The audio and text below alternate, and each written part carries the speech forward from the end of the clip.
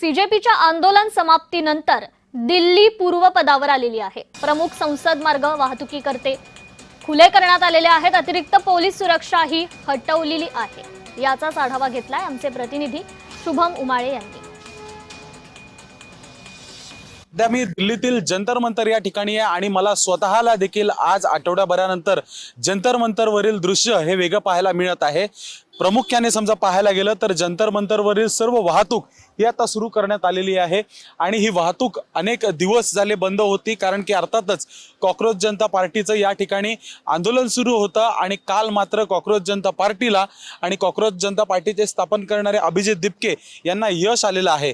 थेट इतका मोठा त्यांनी लढा दिला की केंद्रीय मंत्री धर्मेंद्र प्रधान यांना अखेरकार राजीनामा द्यायला लागलेला आहे आणि राजीनामा दिल्यानंतर काल कॉकरोच जनता पार्टीकडनं घोषणा करण्यात आली की जंतर मंतर हे आता रिकामं करण्यात यावं, आता आंदोलन आपलं समाप्त झालेलं आहे। अशामध्येच मी प्रमुख सांसद मार्ग या ठिकाणी आहे, जे जंतर मंतर पासून सांसद मार्ग संसदेकडे जात असतं त्या मार्गिकेवर मी उभा आहे। मागील 10 ते 12 दिवसांपासून हा रस्ता बंद होता, पण आज मात्र हा रस्ता खुला करण्यात आलेला आहे।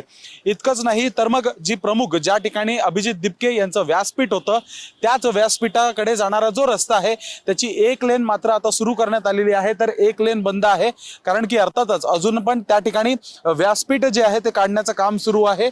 स्वच्छता जी आहे दिल्ली महानगरपालिका नवी दिल्ली महानगरपालिका यांच्याकडनं करण्यात येत आहे। नेमकं आता संसदेत काय होतं आणि नेमकं पंतप्रधान नरेंद्र मोदी आणि गृहमंत्री अमित शहा नेमकं संसदेमध्ये आता काय भाषण करतात हे पाहणं महत्त्वाचं असेल।